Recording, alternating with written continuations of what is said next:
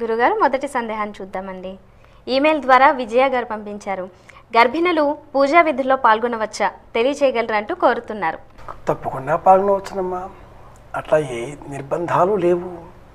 అయితే ఏ పూజలు అనేది ప్రశ్న. నిత్యములు, నైమిత్తికములు, కామ్యకములు అని పూజలన్నీ 3 విధానాలు. నిత్యములైన పూజలను గర్భిణీ స్త్రీలు నిరభ్యంతరంగా ఆచరించవచ్చును. నైమిత్తికములు వీటిని 5వ మాసం దాటిన తర్వాత ఆచరించకూడదు. కామ్యకములను గర్భిణి అని తెలిసిన నాటి నుంచి ప్రసవం అయ్యేంత వరకు ఆచరించకూడదు అంటుంది ధర్మం.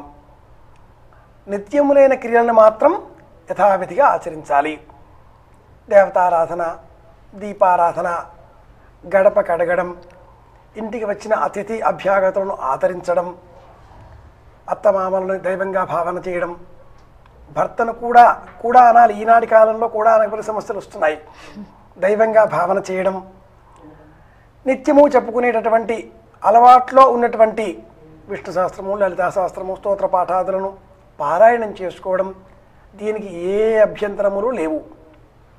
నైమిత్తికములు అంటే వరలక్ష్మి వ్రతం, కేదారీశ్వర వ్రతం, సత్యనారాయణ వ్రతం, కాత్యాయని వ్రతం, గౌరీ వ్రతం, ఇలాంటివి ఏవైనా వ్రతాలు, సంకష్టహర చతుర్థి వ్రతం విశేషంగా స్వీకరించినటువంటి వ్రతాలు, వీటికి కామ్యకములు అని పేరు. వీటికి నైమిత్తికములు అని పేరు. ఈ నైమిత్తికములైన కర్మలను 5వ మాసం వచ్చే వరకు ఆచరించాలి. అత ఊర్ధ్వం, ఆ తర్వాత స్త్రీకి, గర్భిణీ స్త్రీకి స్రావాది ఇతర ఇబ్బందులు ఉంటాయి కనుక దేహధర్మాన్ని అనుసరించి వాటిని దృష్టిలో పెట్టుకొని అమ్మాయి దూరంగా ఉండాలి అని చెప్పారు. అంత మాత్రం చేత దేవతా స్మరణ మానకూడదు. నిత్యము స్మరణ చేసుకోవడం తప్పనిసరి. ఇక కామ్యకములు అంటే హోమము, యజ్ఞయాగాది క్రతువులు, గృహప్రవేశాదులు, గృహారంభాదులు, ఉపాహాదులు, ఉపనయనాదులు, ఇలాంటి వాటి నేతృత్వం వహించడం, వీటన్నిటినీ కూడా ప్రసవం అయ్యేంత వరకు పరిహరించాలి.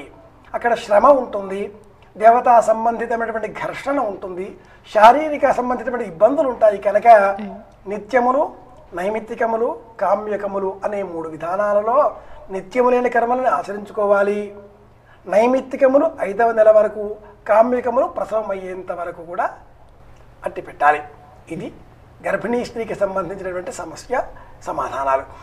గర్భిణీ హితచర్య, మళ్ళీ చెబుతున్నాను, గర్భిణీ హితచర్య అన్న పేరుతో వావిళ్ళ వాళ్ళు ఒక చక్కని పుస్తకాన్ని కూడా ప్రచురించారు పూర్వం. అది మళ్ళీ లభిస్తున్నది, వెతికి సంపాదించి మరింత విశేషాలు తెలుసుకోవచ్చు. గ్రంథం పేరు గర్భిణీ హితచర్య.